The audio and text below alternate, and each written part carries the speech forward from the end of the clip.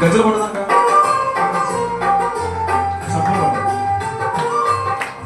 స్తోత్రం.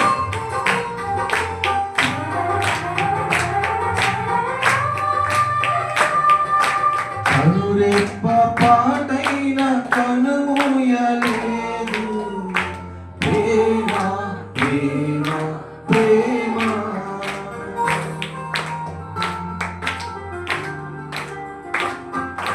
కనురెప్ప పాటైన కనుమూయలేదు ప్రేమ ప్రేమ ప్రేమ. నిరుపేద స్థితిలోను నన్ను దాటిపోలేదు ప్రేమ ప్రేమ ప్రేమ. పగలు వేయి పలుకరిస్తోంది పరమును విడచి నన్ను వరించింది పలుకరిస్తోంది పరమును విడచి నన్ను వరించింది కలువరిస్తోంది ప్రేమ. ప్రాణమిచ్చిన కలువరి ప్రేమ. కనురెప్ప పాటైన కనుమూయలేదు ప్రేమ ప్రేమ ప్రేమ.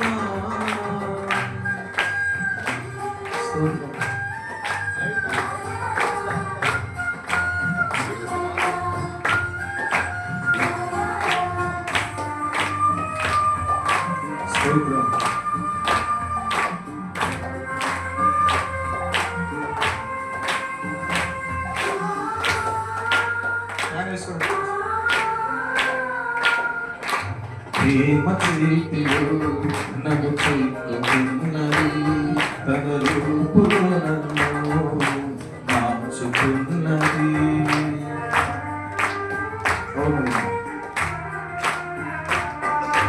ప్రేమ చేతిలో నన్ను చేతున్నది తన రూపులో నన్ను మార్చుకున్నది.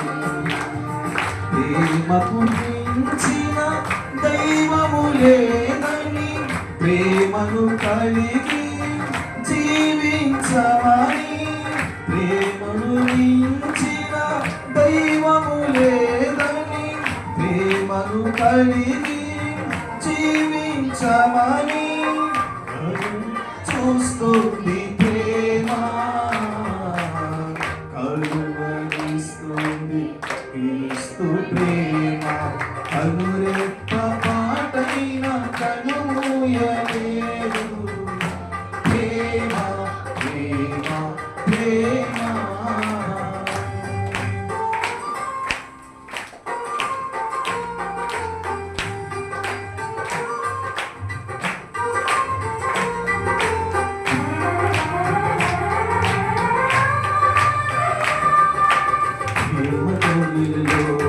నన్ను పిలుచుకున్నది ప్రేమ కౌగిలిలో బంధించుకున్నది.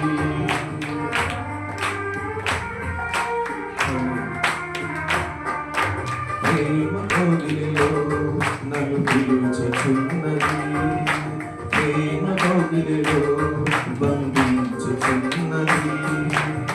ప్రేమకు ప్రేమే తోడుతుందని ప్రేమకు సాటి లేనే లేదని ప్రేమకు మించిన దైవము లేదని ప్రేమకు సాటి లేనే లేదని కలువరిస్తుంది ప్రేమ. ప్రాణమిచ్చిన కలువరి ప్రేమ. కనురెప్ప పాటైన కనుమూయలేదు ప్రేమ ప్రేమ ప్రేమ. నిరుపేద స్థితిలోను నన్ను దాటిపోలేదు ప్రేమ ప్రేమ. పగలు రేయి అలుకరిస్తోంది పరమును విడచి నన్ను వరించింది. పగలు రేయి పలుకరిస్తోంది పరము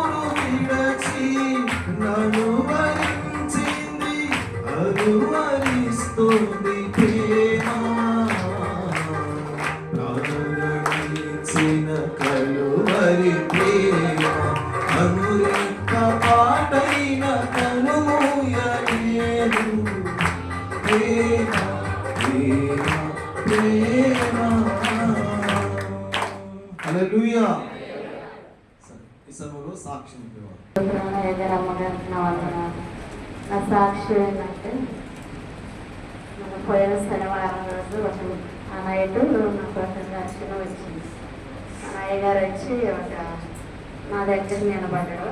వరండాలో నేను ఉండేదాకా నిలబడి అక్కడ ఎగ్గిరం పెద్ద దగ్గర వాళ్ళకుంటే ఆ ఎగ్గిరాన్ని ఒక బండిలో ఎక్కించిండు అయ్యగారు పట్టుకొని ఎక్కించిండు. నేను అంటున్నా కదా అయ్యగారు బొమ్మను అది పోతుంటే చేతులు దాని దగ్గర ఇరుగుతాయేమో దాని అన్నా అంటే అయ్యగారు అన్నాడు కదా తగలు ఏం లేదులే కానీ బాగా అన్నాడు. అనేసి మేము లోపలికి వచ్చినాము. అది వెళ్ళిపోయింది. ఇక బండిలో ఎవరో తీసుకొని పోయారు. ఇక తెల్లవారు ఏం జరిగిందంటే ఎవరేం పూట ఇక 9:30 అయింది. ఆదివారం తెల్లారికి ఆదివారం 9:30 అయింది. ఆ సమయంలో ఏం జరిగిందంటే ఇప్పుడు నాకు టైపా వచ్చింది.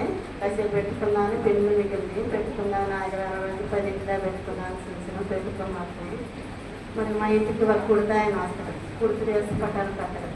ఆయన బండి అట్లా తిరిగి అట్లా వస్తుంటే బైక్ వచ్చి ఈ పల్సర్ బైక్ అది ఏమో స్పీడ్ మీద వస్తాను అలవాటు. ఆ అబ్బాయి వచ్చి స్టీరింగ్ కొద్దిగా తొదిగింది. కొద్దిగా అట్లా తప్పించింది దేవుడు. మరి అది గోడ కూడా లేచిపోయింది అనమాట. గోడ బదిలి అటుకుండా పెంకులు అవన్నీ వచ్చినా కానీ మాకు ఏది కూడా ఏ అపాయం జరగలేదు. కొద్దిగా ప్రాణాలే పోయాయి మాకు. నేను ఒక దాన్ని ఉండా, ఇంకొక ఆమె ఉంది. ఆమె నేను ఆమె ఎంతో భయపడుతుంది పాపం. భయపడ్డా కానీ దేవుడు కృప మా పట్ల ఉంటాను. ఎన్నో సాధారణ శోధనలు వచ్చినా కానీ ఎన్ని వచ్చినా కానీ శాతపక్షిస్తున్నా కానీ ఎన్ని దాడి చేసినా కానీ దేవుడు మా పక్షా నుండి ఇటువంటి కార్యములన్నీ కూడా తప్పిస్తున్నా తొలగిస్తున్నా. ఆయనకి ఏమిచ్చి కూడా నేను రుణం తీర్చలేను. నా చిన్న సాక్ష్యం దేవుడు నియమించిన కాక. ప్రార్థన అయిపోయినాక అందరము మళ్ళా ఒకసారి పోయేటప్పుడు అందరూ కలిసి ప్రార్థన వెళ్తాం. దేవుడు ప్రస్తుతం ప్రభువు నమ్ముకున్నాక దేవుడు మంచిగా ఆశ్రయించాడు. ఒక లారీ తీసుకున్నప్పుడు ప్రార్థన చేసుకున్నాం. 2 లారీలు తీసుకున్నాడు. మంచి కొత్త బండి తీసుకున్నాడు. కానీ మళ్ళీ ఏంటంటే పని బాటలు పడి దేవుడు మర్చిపోయాడు. ఉన్నాయి మొత్తం పోయినాయి. మళ్ళా దేవుని సన్నిధికి వస్తున్నారు. దేవుని కృప వల్ల మళ్ళీ లారీ తీసుకున్నారు. ప్రార్థన చేద్దాం సార్, ఆగిపోకుండా దేవుడు నడవాలి, బాప్తిసం తీసుకోవాలి. తన కష్టాయుతాన్ని దేవుడు బహుగా ఆశ్రయించి వృద్ధిగా చేయాలి అని మనం ప్రార్థన చేద్దాం. వారి యొక్క స్థలం కాగితాలు కూడా పొలం కాగితాలు కూడా ఏదో పొలం డిస్ట్రిబ్యూషన్ వాటి కూడా ప్రార్థన చేస్తాం. దేవుడు ఇచ్చాడా ఇంకా క్రిస్మస్లో ఉన్నా ఆగింది. వారి పొలం కాగితాలు కూడా రావాలని ప్రార్థన చేద్దాం. దేవుడు నిశ్చయంగా వెళ్ళిన వారి కుటుంబాన్ని ఆశ్రయించిన కాక. సరే, అందరూ కూడా పిల్లలు చేతులు కళ్ళు మూసుకో.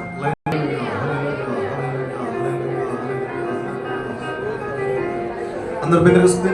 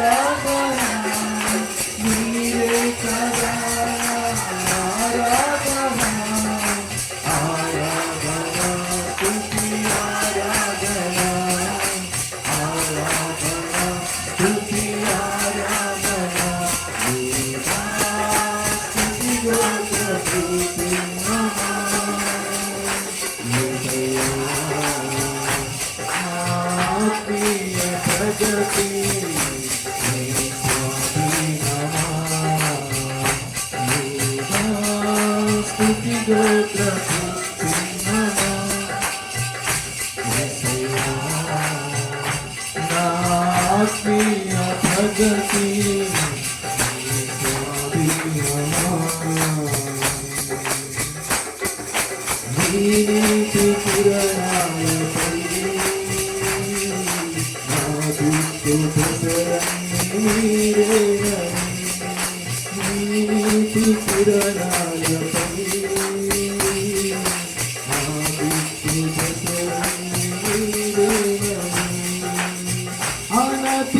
పాలన పరమా పరముగా పక్వపరచిన నీకు అసాధ్యమైనది ఉన్నది అసాధ్యమైనది ఉన్నది అసాధ్యమైనది అసాధ్యమైనది ఉన్నది ఇదిగో ప్రభువున్నావా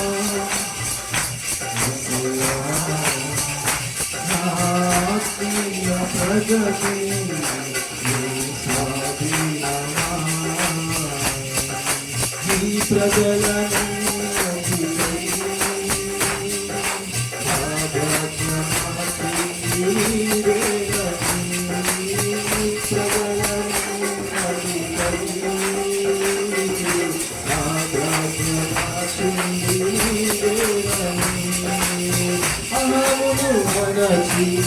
అధికారులను అగమున చేసిన నీకు అసాధ్యమైనది ఉన్నది అసాధ్యమైనది ఉన్నది అసాధ్యమైనది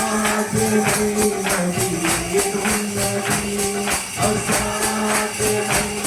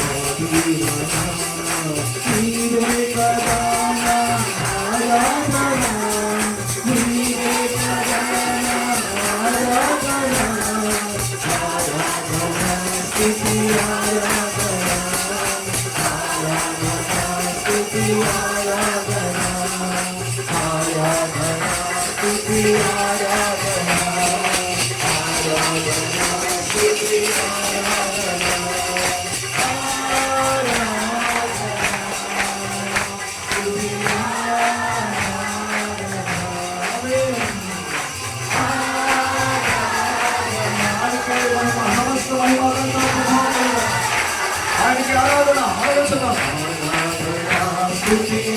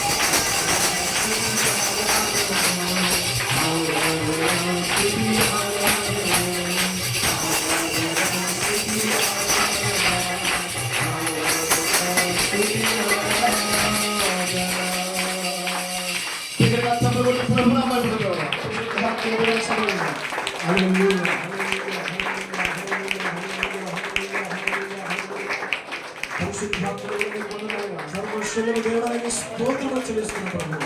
ఉన్నత దేవ, మహిమగల దేవ, సర్వదేవ, సర్వశక్తిమంతునికి స్తోత్రాలు చెల్లిస్తున్నాను తండ్రి. దేవానికి వందనాలు వందనాలు వందనాలు వందనాలు వందనాలు ప్రభువానికి స్తోత్రాలు చెల్లిస్తున్నాను తండ్రి. జీవుల దేవుడ, సర్వశక్తిమంతుడానికి వందనాలు స్తోత్రములు చెల్లిస్తున్నాను ప్రభువా.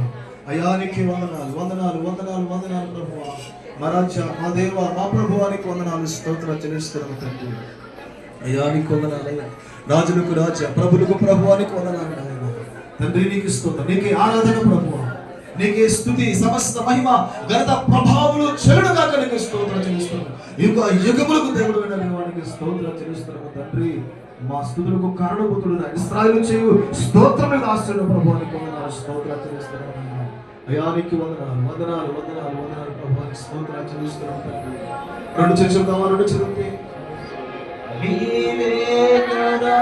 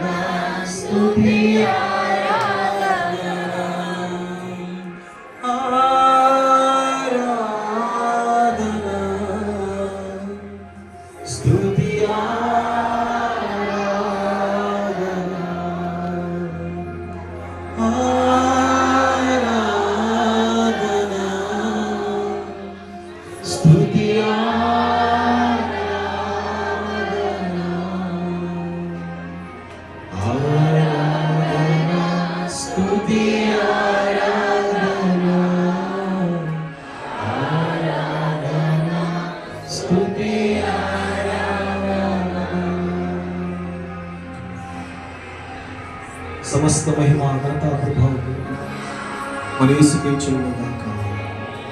ఆమేన్. కృపల తండ్రి, పరిశుద్ధుడా నీకు వందనాలు.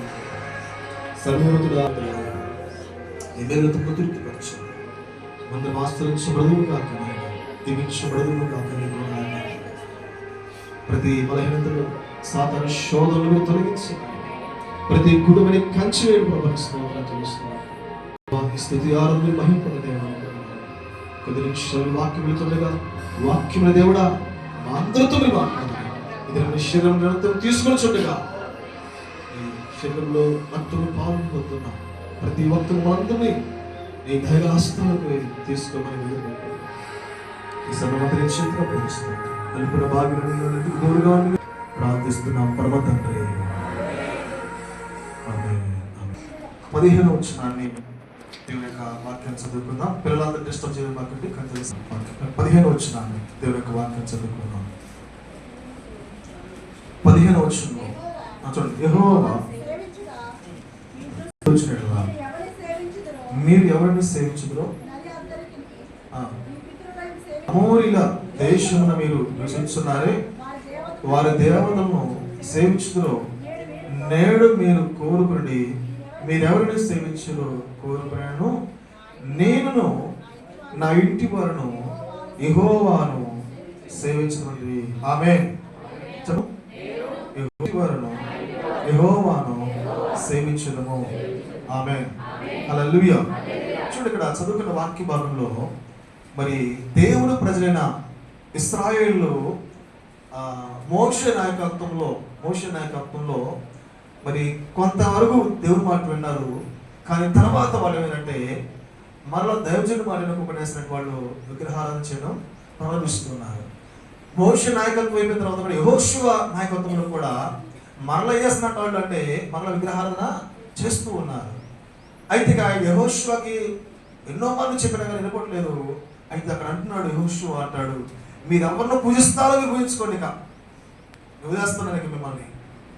ఎంత మార్లు చెప్పినా కానీ వినిపిస్తుంది. కాబట్టి ఇదిగో నేను నా ఇంటి వారు మాత్రము యెహోవాని మేము తెలుస్తాను.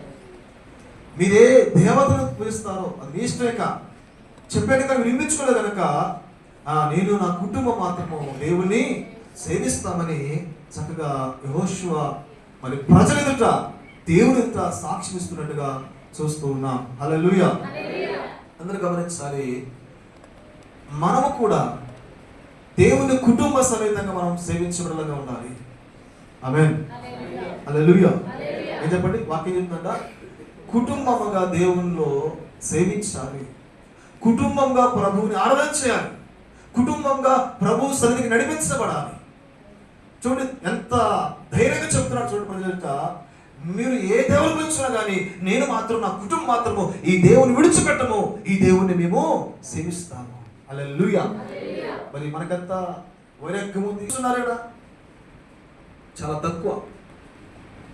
కుటుంబ సమేత పిల్లలు వస్తే తల్లిదండ్రులు వస్తే పిల్లలు అంటే పిల్లలు వస్తే తల్లిదండ్రులు రావట్లేదు. ఒకళ్ళ భర్త వస్తే భార్య వస్తుంది, భార్య వస్తే భర్త రాను చందబోతున్నారు. దేవుణ్ణి కలిగిన ప్రజలమే మనమే ఏం చేయాలంటే ఒకరిని మనము రక్షించాలి. మొదటగా ఎవరు రక్షించుకోవాలంటే మన కుటుంబాన్ని రక్షించుకోవాలి ఫస్ట్. దేవుడికి స్తోత్రం. ఎవరు రక్షించాలి ఫస్ట్? మన కుటుంబాన్ని రక్షించుకోవాలి ఫస్ట్. అది దేవుడు నోవాహుతో చెప్తున్నాడు. ఏం చెప్తున్నాడు? నోవాహు, నీ కుటుంబాన్ని చెప్పు, ఇదిగో ప్రళయం రాబోతుంది, కాబట్టి నువ్వేం చేస్తావంటే నీ ఓడను సిద్ధము చేసుకో. అక్కడ రాస్తున్నాడు, నీ కొరకు, నీ కుటుంబం కొరకు, ప్రజల కొరకు ఓడను సిద్ధపాటు చేసుకో. ప్రళయం రాబోతుంది అనగా దేవుని రాకడ రాబోతుంది, కాబట్టి మీరేం చేయాలంటే నువ్వు కుటుంబాన్ని రక్షించుకోవడానికి నువ్వు సిద్ధంగా ఉండు. ఆమేన్. ఇక్కడ పెట్టారు మనసంతా కూడా. కూర్చోండి. హల్లెలూయా. చెప్పండి, దేవుడు చెప్తున్నాడు, నువ్వు ఓడను నియమించుకో.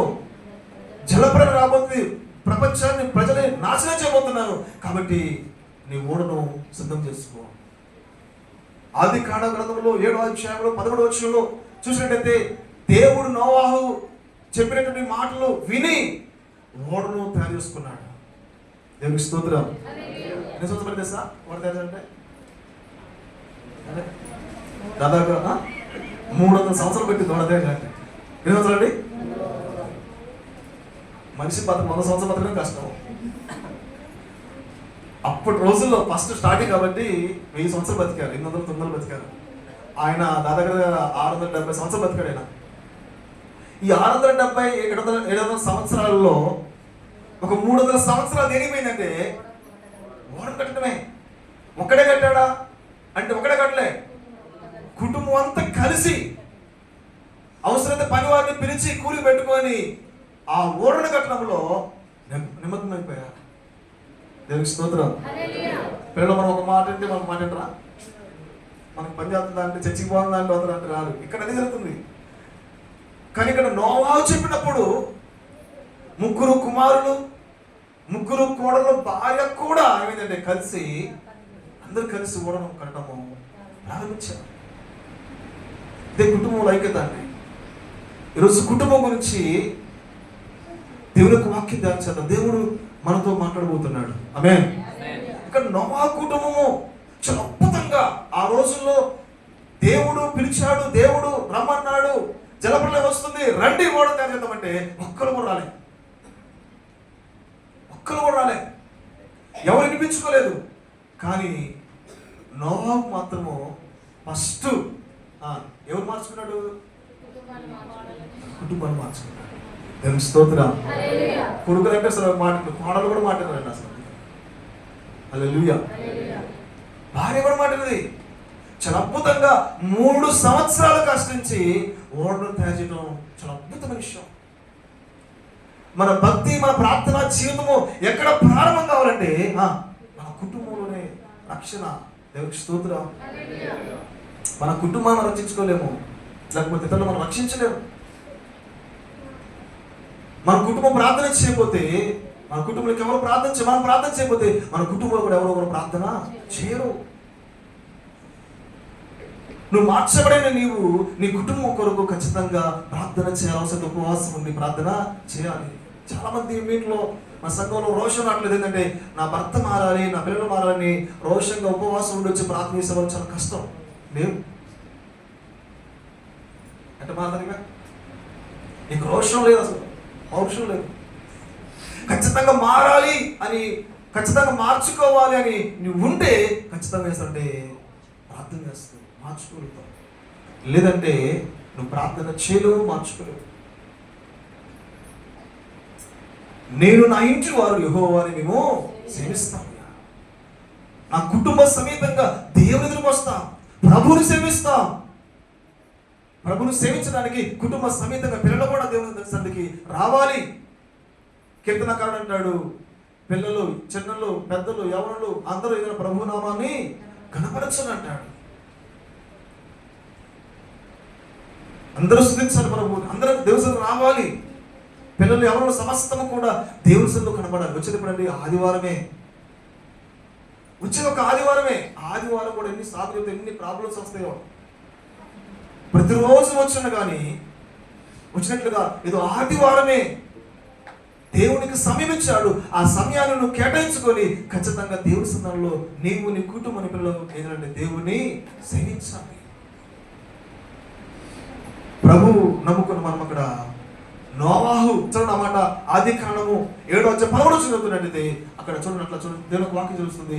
నోవాహు దేవుడు చెప్పిన ఓడ కట్టాడు. ఆ ఓడ కట్టిన తర్వాత ఏం జరుగుతుంది చూడండి అక్కడ. నోవాహును కాండి, నోవాహు కుమారులను షేమును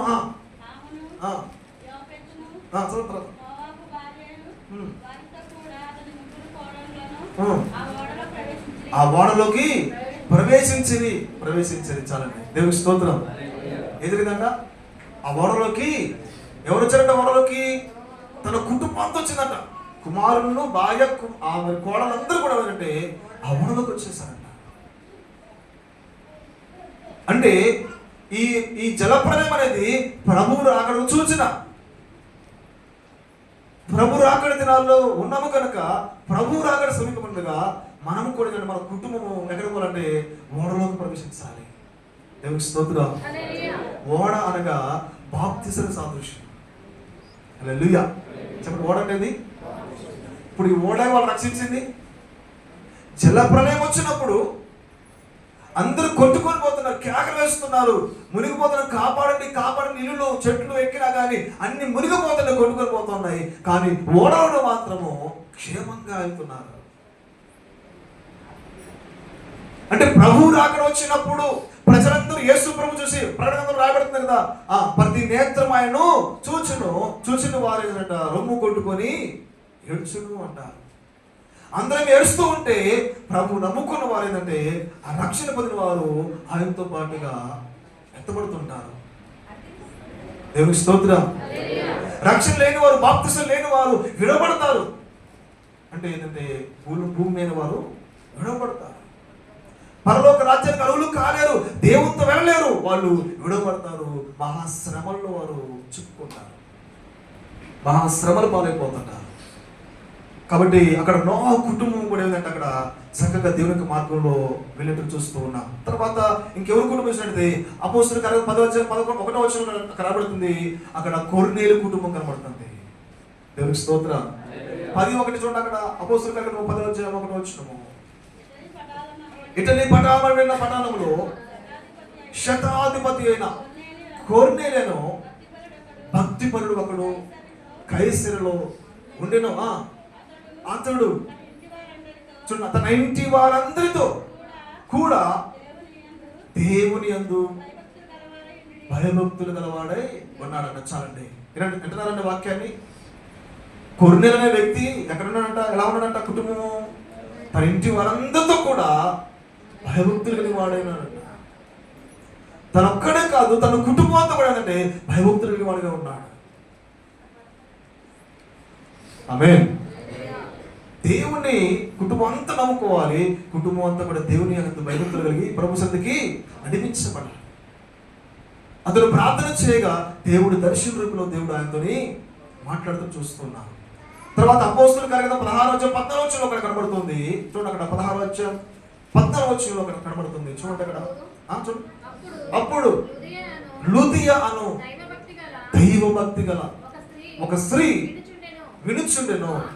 ఆమె ఉదాహరణకుడిని అమ్ము తూతేర పట్టణస్తురాలు ప్రభు ఆమె హృదయం తెరిచింది కనుక పౌలు చెప్పిన మాటల యందు లక్ష్యముచ్చును.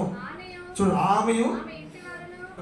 ఆమె ఇంటి వారును బాప్తిసము పొందినప్పుడు ఆమె నేను ప్రభువునందు విశ్వాసం కలను కనుక మీరు ఎంచితే నా ఇంటికి రండి. చాలండి చాలండి, దేవునికి స్తోత్రం కలుగును గాక. లూదియా అనే ఒక వ్యక్తి వ్యాపారం చేస్తుంది, దైవజనుడు బోధిస్తుంటే వాక్యాన్ని ప్రభువు నమ్ముకుంది, బాప్తిసం తీసుకుంది. ఆమేన్. ఆమె వేసింది మారి అమ్మా చెప్పరా, కుటుంబాలు కూడా ప్రభువు నడిపించింది, వాళ్ళు కూడా బాప్తిసము తీసుకున్నారు. దేవునికి స్తోత్రం. అంటే ఆమెలో ఏముంది? భక్తి ఉంది కాబట్టి మార్చింది, ప్రార్థన ఉంది కాబట్టి మార్చింది కుటుంబాన్ని. దేవునికి స్తోత్రం. ప్రార్థించేవారు ఇతరులను రక్షిస్తారు, ప్రార్థన చేయలేవారు ఎవరు రక్షించుకోలేరు. తాము రక్షించుకోలేరు, తన కుటుంబాన్ని కూడా రక్షించుకోలేరు. లూదియా భక్తి పరులు అంటే ఎవరంటారు అంటే ప్రార్థన చేసే వారిని భక్తి పరులు అంటారు, నీతిగా ఉండే వాళ్ళని భక్తి పరులు అంటారు. కాబట్టి లూదియా అనే స్త్రీ తన కుటుంబం ఆమె రక్షించుకుంది, తన కుటుంబాన్ని కూడా ఏంటంట రక్షించుకుని మార్చుకుంది. దేవునికి స్తోత్రం కలుగును గాక. చాలా అద్భుతం. నీవు ఈ వాక్యం అంటే నీవు నీ హృదయంలో దేవుని యొక్క వాక్యం దర్శిస్తున్నప్పుడు నీలో ఒక ఆలోచన రావాలి, ఒక ఉద్దేశం రావాలి. ప్రభువా, నా కుటుంబాన్ని రక్షించుకోవాలి ప్రభు అని నువ్వు ఒక తీర్మానం కలిగి ఉండాలి. హల్లెలూయా. అదన్నా వినాలి వాక్యం. నేను కూడా నా కుటుంబాన్ని రక్షించుకోవాలి, నేను కూడా నా పిల్లల కొరకు నా కుటుంబం కొరకు ప్రార్థన చేయాలి ప్రభువా, రక్షించుకోవాలి ప్రభు అని ఒక తీర్మానం రావాలి. హల్లెలూయా. ఒక మాట అంటాను, వాళ్ళ స్త్రీలు పురుషులు బాగా వచ్చారు. స్త్రీలు కొంతమంది మగవాళ్ళు ఏ విషయంలో ఓడించగలుగుతారు, కానీ చర్చికి తీసుకున్న విషయంలో ఓడిపోతారు. అదే కదా మరి ఏ శక్తి కావాలి దీన్ని ఓడించాలంటే? ఈ మాట శక్తి కాదు, పనికి రాదు. ఏ శక్తి కావాలి? మాట శక్తి ద్వారా ఎవరైనా చేయించవచ్చు, కానీ దేవుని దగ్గర నడిపించాలంటే దైవశక్తి కావాలి. హల్లెలూయా. ఈ శక్తి ఉంటేనే వస్తాడు. నువ్వెన్ని చెయ్యి, నువ్వు కొట్టినా తిట్టినా అసలు నువ్వు భక్తి పరాలవైతే, నువ్వు ప్రార్థనా పరాలవైతే ఖచ్చితంగా అతను ప్రభు దగ్గరికి ఖచ్చితంగా వస్తాడు. దేవునికి స్తోత్రం.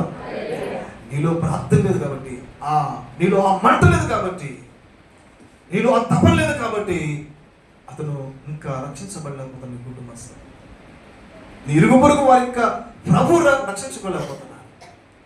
దేవునికి స్తోత్రం. కాబట్టి కన్నీటి ప్రార్థన ద్వారా అనేక ఆత్మలు మనం రక్షించగలుగుతాం. చూడండి, ఒక యవనస్తుడు చూడండి, చిన్నలు పెద్దలు అన్నట్టుగా ఒకసారి అపోస్తలుల కార్యగ్రంథము 28వ అధ్యాయము చూడండి ఒకసారి. అపోస్తలుల కార్యగ్రంథము ఒకసారి చూడండి, 21వ అధ్యాయం చూడండి. 21వ అధ్యాయము 8వ వచనం చూడండి. అక్కడ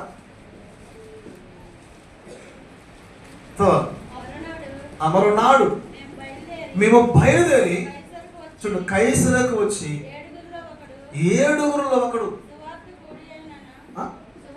సువార్తికుడునైన ఫిలిప్పు ఇంట్లోకి వచ్చేసాం మేము. అతని యొద్ద ఉన్న 3 కుమార్తెలు ప్రవచించువారు. అంతేనా? దేవునికి స్తోత్రం. మా ఇంట్లో ఒకసారి కరెక్ట్ చదవండి గట్టిగా. కన్యకలుగా ఉన్న 4 కుమార్తెలు అతనికి ఉండిరి, వారు ప్రవచించువారు. దేవునికి స్తోత్రం. ఫిలిప్ అనే ఒక వ్యక్తి సంఘ పెద్ద ఉన్నాడు, ఆయన 4 కుమార్తెలు. ఆ 4 కుమార్తెలు కన్యకలు అంటే పెళ్లి కాని స్త్రీలు అనమాట. ఈ 4 ఎవరంట? పెళ్లి కాని అమ్మాయిలు. ఈ 4 కూడా ఏంటంటే దేవుని ఆత్మ పొందుకొని దేవుని ఆత్మ కలిగి ఏదైనా ప్రవచన చెప్తున్నట్టు. దేవునికి స్తోత్రం. ఎవరు వాళ్ళు? ముసలోళ్ళ, పెద్దోళ్ళ, పెళ్ళైన వాళ్ళు. అంటే పెళ్లి కాని ఎవరంట? వాళ్ళు పెళ్లి కాని వాడు. పెళ్లి కాని వాళ్ళు ఎంత భక్తిగా ఉన్నారంటే వాళ్ళు దేవుని ఆత్మ పొందుకొని వాళ్ళు ప్రవచించేవారు, భాషలు మాట్లాడారు, ప్రవచించేవారు, దర్శనం చూసేవారుగా ఉన్నట్లు మనం చూస్తూ ఉన్నాం. హల్లెలూయా.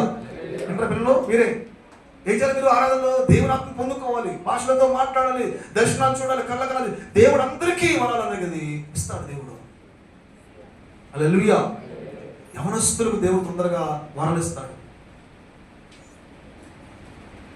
ఎవరు చెప్తున్నారు? దేవునికి వాక్యం చెప్తూ ఉంది. మన పిల్లలు ఎందుకయ్యా దేవుని సన్నిధికి రావాలంటే దేవుడు వారి తన ఆత్మశక్తి చేత వారిని నింపుతాడు. హల్లెలూయా. దేవుడు వారికి వరాలు అనుగ్రహిస్తాడు. మంచి జ్ఞానాన్ని, తెలివితేటలు దేవుడు వారికి అనుగ్రహిస్తాడు. అందుకనే ఆ ఫిలిప్పు కుమార్తెలు వాళ్ళు నలుగురు కూడా చాలా అద్భుతంగా వాళ్ళు భక్తిలో పెంచినట్టు మనం చూస్తూ ఉన్నాం. ఆమేన్. పిల్లలు ఎలా పెంచారు? ఎలా పెంచారు పిల్లల్ని? చాలా అద్భుతంగా దేవుడు పెంచారు. అసలు వాళ్ళు దేవుని కొరకు పెంచారు. వాళ్ళు అసలు భూమి మీద ప్రజలకి అనేకులు దీవెనకరంగా వాళ్ళు మలిచినట్టు మనం చూస్తూ ఉన్నాం. మన పిల్లలు పాటలు పాడుతున్నారు, వాయిద్యాలు వాస్తున్నారా, పాటలు పాడుతున్నారా, దేవుళ్ళు ఉన్నారా? మన అందరం మనం పరీక్ష మనం చేయాలి. పిల్లల్ని వాయిద్యాలు సమస్తాన్ని దేవుని పనులు వాళ్ళు నిమగ్నం చేయాలి. హల్లెలూయా. దేవుడు సమస్తం ఇచ్చిన జ్ఞానము దేవుడు వారికి అనుగ్రహిస్తాడు. మంచి జ్ఞానాన్ని దేవుడు ప్రసాదిస్తాడు. దేవుడు వారిని అభివృద్ధి ఖచ్చితంగా చేస్తాడు. ఎప్పుడైతే ప్రార్థన మంటను మనం చేస్తామో, ప్రార్థన మంట మనలో ఉంటుందో దేవుడు ఖచ్చితంగా ఎవరైనా దేవుడు వారిని మారుస్తాడు. మా పిల్లలైనా, మా భర్తన, ఇరుగు వారైనా ఎవరైనా సరే దేవుడు వారిని మారుస్తాడు. హల్లెలూయా.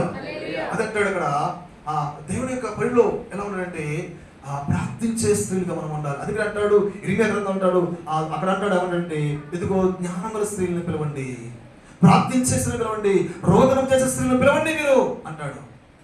ఎందుకు స్త్రీలు పిలవాలంటే వారు కన్నీళ్ళు విడిచి ప్రార్థించినప్పుడు వారి ఎదుట రక్షించబడతారు. ఒక కీర్తన చదివాను, గుర్తురాట్లేదు. మోషేతో అంటున్నాడు, ఇదిగో మోషే, నీవు ఇశ్రాయేలు ప్రజల కొరకు నీవు ప్రార్థించమాక అన్నాడు. ఎందుకు ప్రార్థించబడ్డాడు తెలుసా? వద్దన్నాడు తెలుసా? నువ్వు ప్రార్థిస్తే నేను వినాల్సి వస్తుంది. నువ్వు ప్రార్థిస్తే నేను వినాల్సి వస్తుంది. కానీ నువ్వు ప్రార్థన చేయకపోతే నేను వాళ్ళని శిక్షిస్తాను అంటే ఈ మాటలు ఏమర్థం తెలుసా మీకు? ఏమర్థం ఈ మాటలో? ప్రార్థన చేస్తే దేవుడు అంటే ఖచ్చితంగా వాళ్ళని క్షమిస్తాడు, విడిచిపెడతాడు. ప్రార్థన చేయకపోతే విడిచిపెట్టడు అనేది ఇక్కడ కనబడుతుంది. దేవుడే చెప్తున్నాడు మోషేతో. ఒకసారి మనలో మోషే కూడా అడ్డుపడతాడు. చంపే టైంలో వద్దయ్యా, నన్ను చంపగారు, వాళ్ళు మాత్రం చంపొద్దయ్య అన్నాడు. అమ్మా, దేవుడు మళ్ళీ అక్కడ బాగున్నాడు. ఇక్కడ బాగా గమనించండి, మనుషుడి మాట దేవుడు వినాలా, దేవుడి మాట మనుషుడు వినాలా? దేవుడి మాట. కానీ ఇక్కడ చూడండి, దేవుడు చూడండి ఎంత కృపగలవాడు. మనం చెప్పిన మాట ఆయన ఉంటాడు. రెండు దేవుడు సంచరించాలి. అర్థం మాట. ప్రార్థిస్తే ఖచ్చితంగా దేవుడు ఉంటాడు. ఇంకోటి మనం ఏది అడిగితే అది ఖచ్చితంగా చూడండి తప్పదు. మన మాట కూడా దేవుడు ఉంటున్నాడు. అసలు అందుకని ఆయన మించిన దేవుడు ప్రపంచంలో ఎక్కడ దొరకడు. ఇంకొక మాట చాలా అద్భుతంగా చూసినట్టయితే, మనం దేవునికి అవసరం, దేవుడు మనకు అవసరం. మనకి దేవుడు అవసరం, కానీ దేవుడు కూడా అవసరం ఉంది ఒకటి. ఎవరంటే వాళ్ళు మనుషులు. దేవుడికి స్తోత్రం. ఎందుకంటే నువ్వు ఇతరులు ఏదైనా పని ఒక రక్షించుకోవాలంటే, ఒక ఆత్మను రక్షించుకోవాలంటే దేవుడు ఎవరు ఉపయోగించుకుంటారంటే మనుషులు ఉపయోగించుకుంటారు. హల్లెలూయా. కొన్నిసార్లు దేవుడు పక్షులు కూడా ఉపయోగించుకున్నాడు, దేవుడు జంతువులు కూడా వాడుకున్నాడు దేవుడు బైబిల్లో కూడా. అట్లా మనుషులు కూడా ఎవరంటే వాడుకుంటాడు దేవుడు. కొంతమంది చాలా అవసరం వస్తుంది, దేవుడు చేయగలడు, కానీ అది మన ద్వారా కూడా దేవుడు కార్యాలు జరిగిస్తాడు. కాబట్టి అందుకనే మనలో ఏం కలగాలంటే ఈ వాక్యం నువ్వు మనలో ఒక పౌరుషం, ఒక ఆత్మ తపన, ఒక ఆత్మ మంట మనలో మండించబడాలి. దేవునికి స్తోత్రం. ప్రార్థన ధూపం వేస్తున్నప్పుడు దేవుడు ఖచ్చితంగా ఏంటంటే దేవుడు తన కార్యం దేవుడు జరిగిస్తాడు. ఒక మాట చెప్పి జాగ్రత్తగా అర్థం చేసుకోండి. చక్కగా పొలం ఎక్కడ వచ్చి ప్రతిరోజు వచ్చి ప్రార్థన చేస్తాం. యేసు ఫ్యామిలీ వస్తారు డైలీ. నేను అప్పుడప్పుడు ఒక రోజు వస్తుంటాను. మేము డైలీ వచ్చి ప్రార్థన చేసుకుంటుంటాను. కొద్ది వరం వచ్చి ప్రార్థన చేసుకుంటాను. సిరి కూడా వస్తాడు ప్రార్థన. డైలీ వాళ్ళు ప్రార్థన చేస్తుంటారు మందిరంలో. ఇక్కడ వచ్చారు. ఎందుకు చెప్తున్నాడంటే మందిరంలో ప్రార్థన చేస్తున్నప్పుడు దేవుడు అనేక ఆత్మలు ప్రభు నడిపించుకుంటాడు. ఇంకోటి ఏదైనా మందిరంలో కడిగిపెట్టిన ప్రతి వాడు ఏంటంటే దీవించబడతారు. దేవునికి స్తోత్రం. స్వస్థత పొందుకుంటారు. హల్లెలూయా. ఎక్కడైతే ఇక్కడ ధూపం ఇవ్వబడుతుందో, అగ్ని మండించబడుతుందో దేవుడు తన కార్యాలు జరిగిస్తాడు. ఒక అద్భుతమైన విషయాన్ని చెప్తాను, జాగ్రత్త చేసుకుని. అపోస్తలుల కార్యగ్రంథం 28వ అధ్యాయం చాలా అద్భుతం. ముగింపుకు వచ్చేసి వాక్యం చాలా అద్భుతమైన వాక్యం చూద్దాం. అపోస్తలుల కార్యగ్రంథం 28వ అధ్యాయం 1వ వచనం చదవాలి. మేము తప్పించుకున్న తర్వాత ఆ ద్వీపము మెలితే అని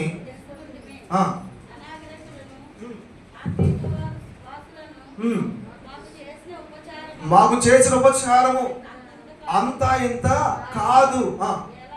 ఎలాగనగా అప్పుడు చూడండి, కొన్ని చదువుతాను. వర్షము కురియుచు చలిగా ఉన్నందున వారు నిప్పు రాసి పెట్టి మమ్మను ఆదరించి చేర్చుకొని ఆగండి. అక్కడ 3వ వచనం కూడా చాలా అద్భుతంగా జాగ్రత్తగా ఇప్పుడు మాట.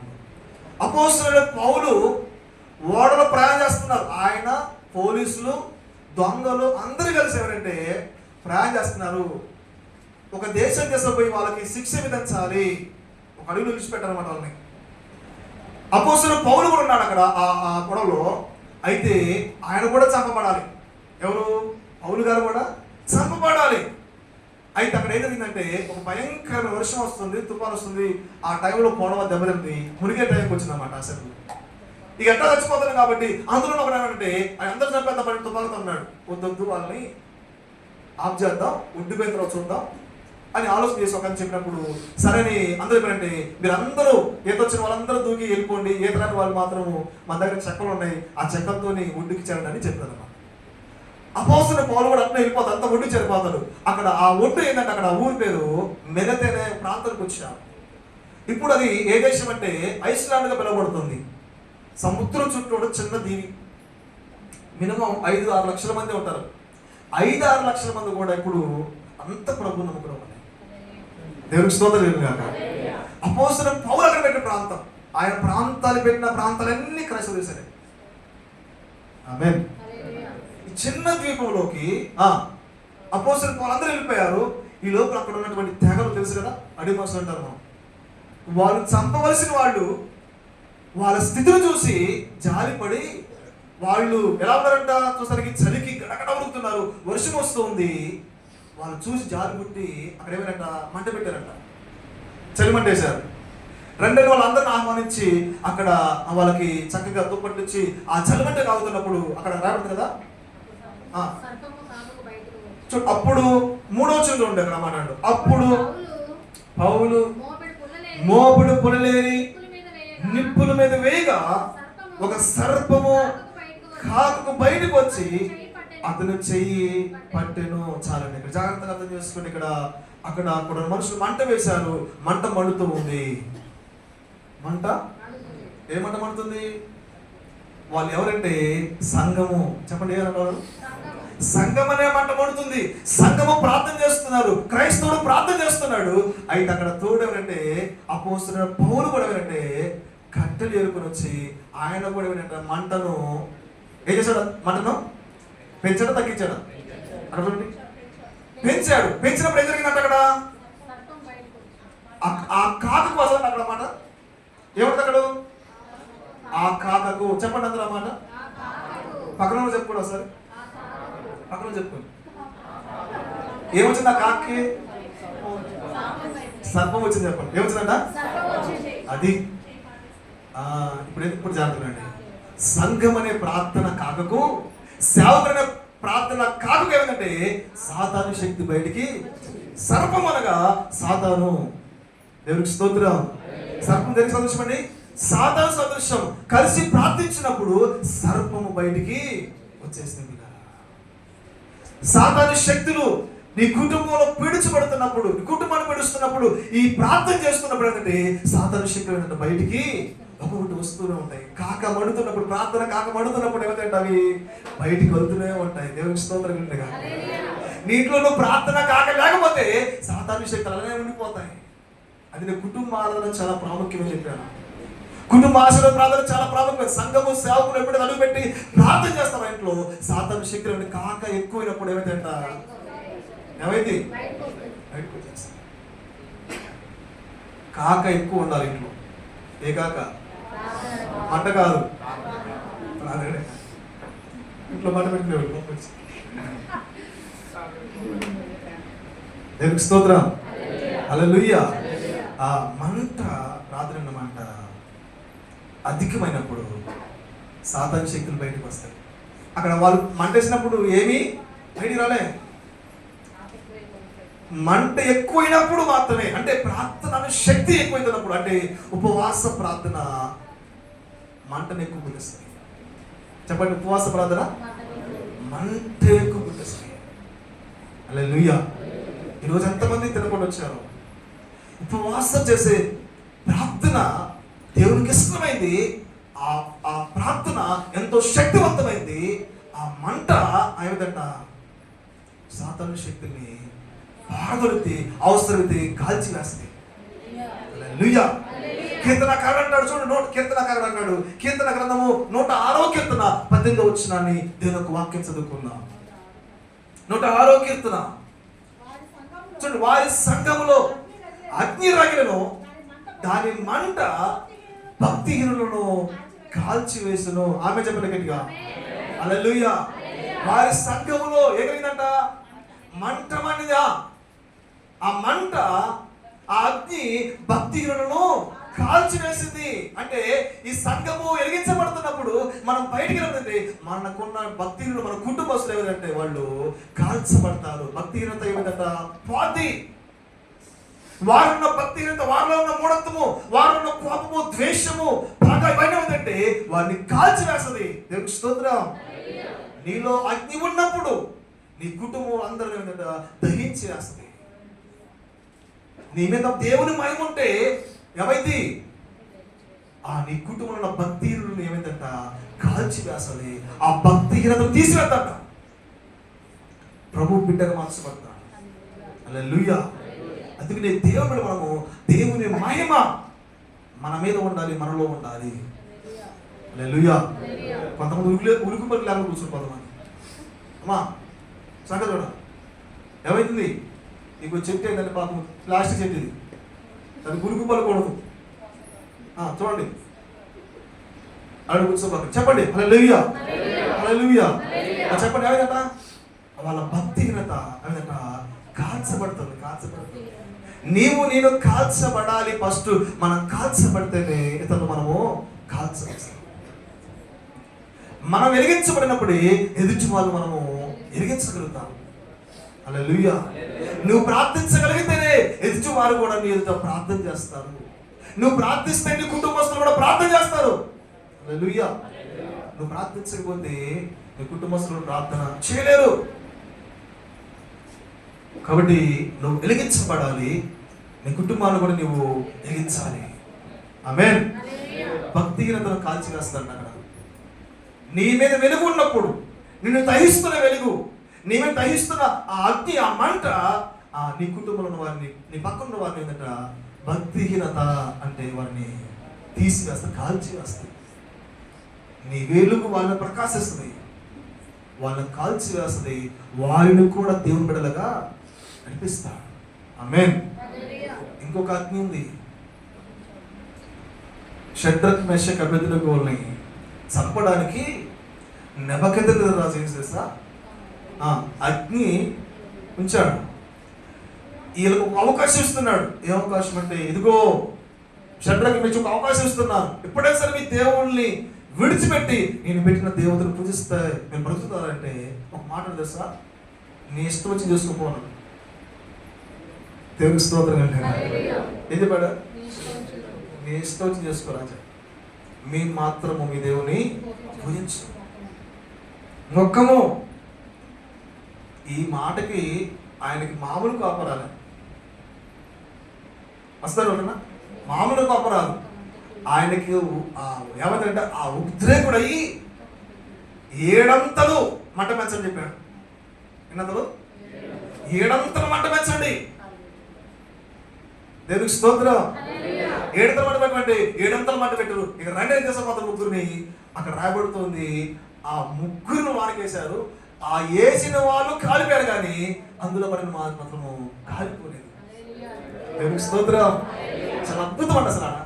ఆ వాక్యం చదువుతున్నప్పుడు అసలు అసలు అసలు ఎంత అద్భుతం అంటే వాళ్ళంత దూరం నుండి ముగ్గురు నెట్టిన వాళ్ళు వీళ్ళు కాలిపోయారు అక్కడే. మంట తీవ్రత ఎంత అద్భుతంగా చూడండి. వేసిన వాళ్ళు కాలిపోయారు కానీ చచ్చిపోయారు కానీ అందులో మంటలో పడిపోయిన వాళ్ళు మాత్రము కాలిపోలేదు, సజీవులుగా ఉన్నారు. ఆమేన్. వాళ్ళని ఏమంటుంది చెప్పండి? వాళ్ళు ఆల్రెడీ దేవుని మంట మీద దేవుని కాకిపోయినారు కాబట్టి దేవుని కృప వాళ్ళకు తోడుకుంది కాబట్టి ఆ మంట ఏమీ చేయలేకపోయింది. ఆమేన్. ప్రార్థన శక్తి, ప్రార్థన మంట వారిలో ఉంది కాబట్టి వారిని ఏ మంట ఏ శక్తి కూడా వారిని ఏమీ చేయలేకపోయింది. చచ్చిపోయారయ్యా అంటే బూడిదైపోయారా అంటే లేదు రాజా వాళ్ళు తిరుగుతున్నారు కనబడుతున్నారయ్యా అన్నాడు. అక్కడ పోయిన వాళ్ళ మంట తీవ్ర తగ్గిపోయిన తర్వాత చూడండి అంటే చూసేసరికి వాళ్ళు ముగ్గురు బ్రతికే ఉన్నారు. రాజా అర్జెంటుగా తీయండి అని చెప్పేసరికి పైకి తీశారు. వాళ్ళు మొత్తం చెక్ చేస్తారు. తమిళ రికాలు చెక్ చేస్తే అక్కడ రాయబడుతుంది బైబిల్లో ఒక వెంట్రుక కూడా కాలిపోలేదు. దేవునికి స్తోత్రం. ఒక వెంట్రుక కూడా కాల్చబడలేదంటే దేవుని అందించబడుతున్న ముగ్గురు యవనస్తులు దేవుని కొరకు నిలబడ్డారు కాబట్టి, దేవుని కొరకు మండించబడుతున్నారు కాబట్టి వాళ్ళు అక్కడ అనేకులు, ఆ రాజు గారు కూడా మార్పు చెందాడు, అక్కడ ఉన్న ప్రజలు కూడా మార్చబడ్డారు. దేవునికి స్తోత్రం. దేవుని కొరకు నడిపించబడ్డాడు. అక్కడున్న వారిని కూడా ఏమంటే మార్చుకున్నాడు. వాక్యం ముగించబోతున్నాను. ఒక వ్యక్తి మార్చబడి నీ కుటుంబాన్ని నీవు రక్షించుకోవాలి, ఆ ఇతరులు మనము మండించాలని ప్రభు పేట మనం చేస్తున్నాం. ఏరియా కూడా మండించాడు ప్రభు. ఆకాశం నుండి చెప్పండి, ఆకాశం నుండి అగ్ని కురిపించబడ. ఈలే దగ్గరికి ఈ మాట చెప్పిస్తాను. 400 మంది వచ్చారు. కొండ మీద ప్రార్థన చేస్తున్నాడు, దేవుని అగ్ని చేత దహించబడుతున్నాడు. ఆ 450 మంది ఎంతమంది ఎవరో తెలుసా? మాంత్రికులు వచ్చారు. 400 మంది. యెజబెలు మాంత్రికురాలు గొప్ప శక్తి చేత వాళ్ళని నేర్పించి, విద్య నేర్పించి వాళ్ళు పంపించింది. వాళ్ళన్నీ ఏమైతే తెలుసా? అక్కడక్కడ కంట్లు వేసుకుంటూ వస్తున్నారు. చదవరి జాతరగా చదవరి జాతర చాలా అట్లా పుట్ట చుట్టూ వేసుకుంటూ వస్తున్నారు. ఈ వ్యక్తి ఈ రోజు మనం చేతుల నుంచి తప్పించుకోలేడు. ఏది మనం పట్టబోతాం. ఆయన శక్తి ఏం పని చేయదు మన చేతి కింద. ఎందుకంటే మనం ఎంతమంది ఉన్నామంటే 450 మంది ఉన్నాం. ఆయన ఒక్కడే ఉన్నాడు కాబట్టి ఆయన శక్తి పనిచేయదని ఎన్నో అంతరాలు, తంత్రాలు, జాతర అన్నీ వేసుకుంటూ ఆ గుట్ట మీద 450 మంది ఎక్కారు. జాగ్రత్తగా నిలబెళ్ళారా? అప్పుడు ఏలియాతో మాట్లాడుతున్నారు. ఇదిగో యెజబెల్ రమ్మంటుంది, నువ్వు వస్తావా రావా అని అడుగుతున్నప్పుడు నేను రాను అన్నాడు.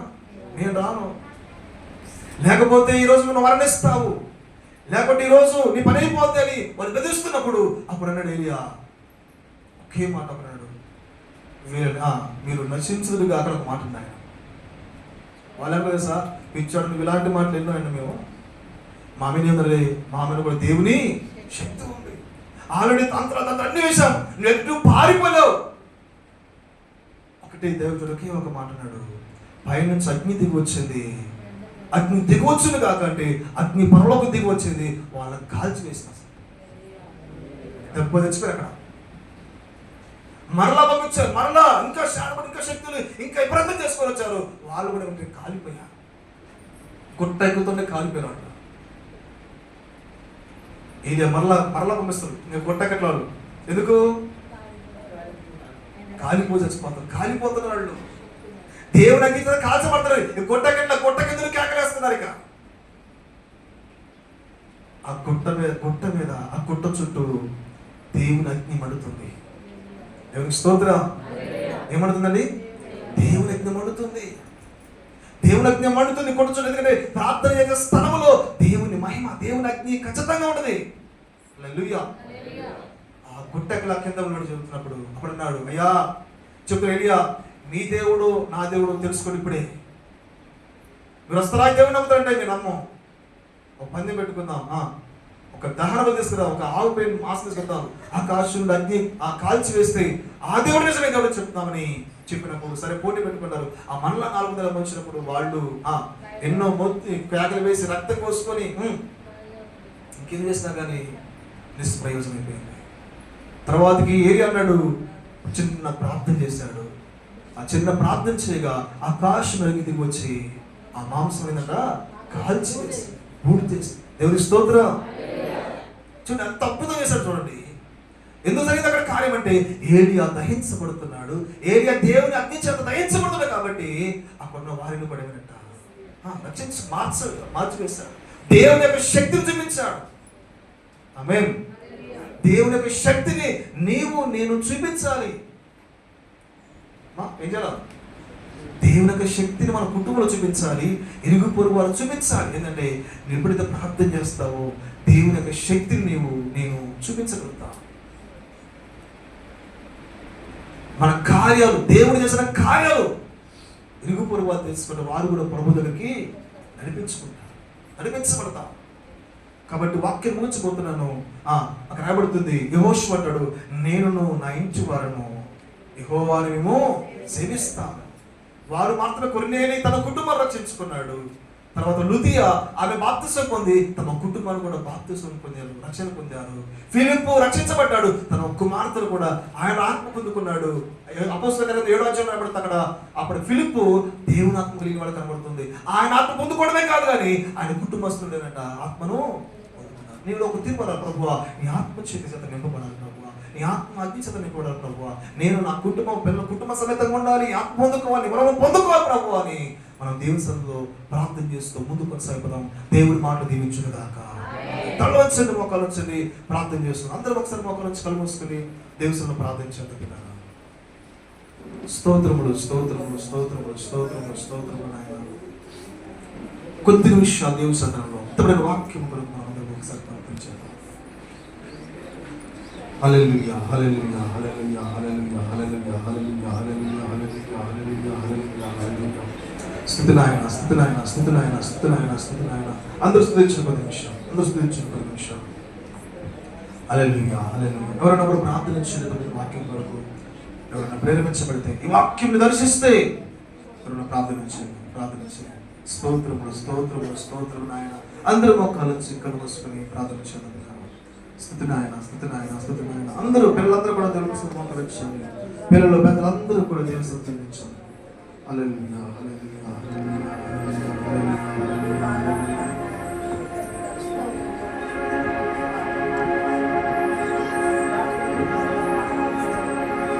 ఆయన శరీరము రక్తం తీసుకుంటాం. ఈ సిద్ధపరచబడబోతుండగా మనందరం కూడా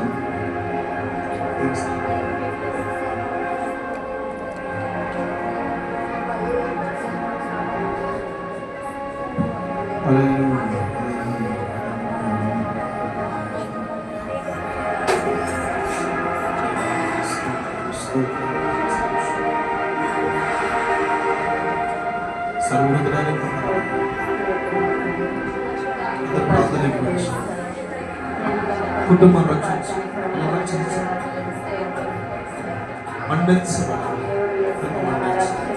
రక్షించుకోవాలని ఇతర కుటుంబం రక్షించబడి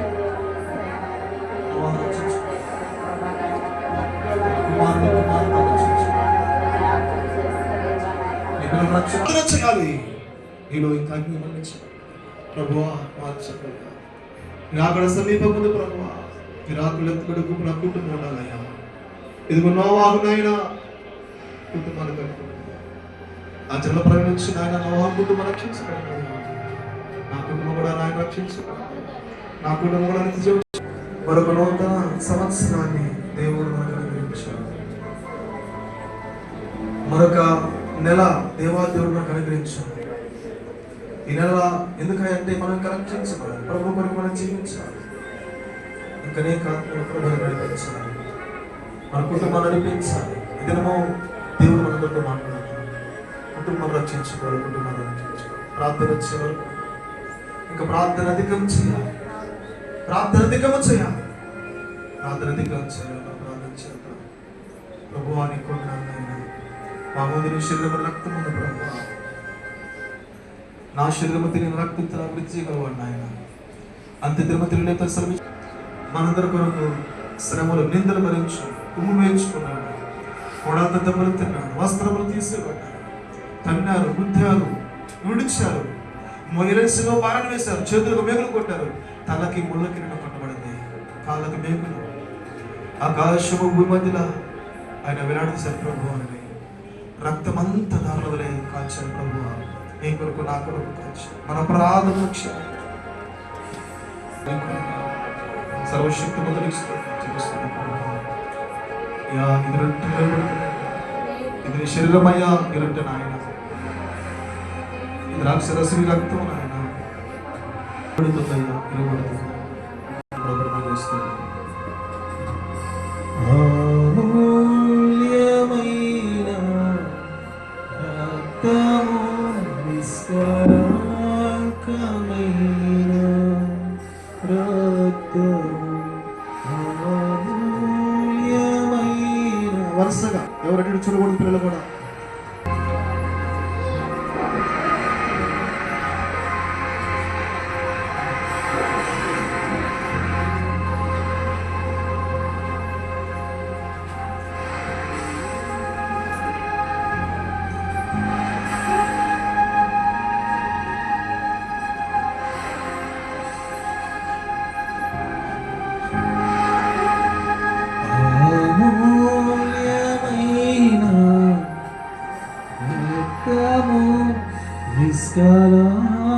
నిష్కళంకమైన రక్తము,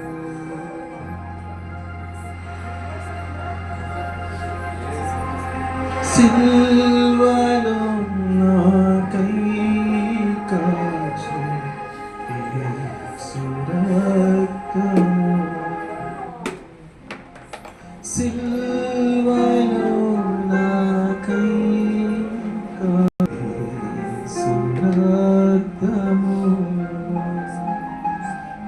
శిలనైన నన్ను మార్చెను యేసు రక్తము, శిలనైన నన్ను మార్చెను యేసు రక్తము, యేసు రక్తము, ప్రభు యేసు రక్తము, యేసు రక్తము, ప్రభు యేసు రక్తము, అమూల్యమైన రక్తము, యేసు రక్తము, అమూల్యమైన రక్తము, యేసు రక్తము, సిల్వలో నాకై యేసు రక్తము, సిల్వలో నాకై కాచెను యేసు రక్తము, సమకూర్చు నన్ను తండ్రితో యేసు రక్తము, యేసు రక్తము, యేసు రక్తము, ప్రభు యేసు రక్తము, యేసు రక్తము, ప్రభు యేసు రక్తము, యేసు రక్తము, అమూల్యమైన రక్తము, యేసు రక్తము. మరొక నెలను దేవుడు మనకు అనుగ్రహించినందుకు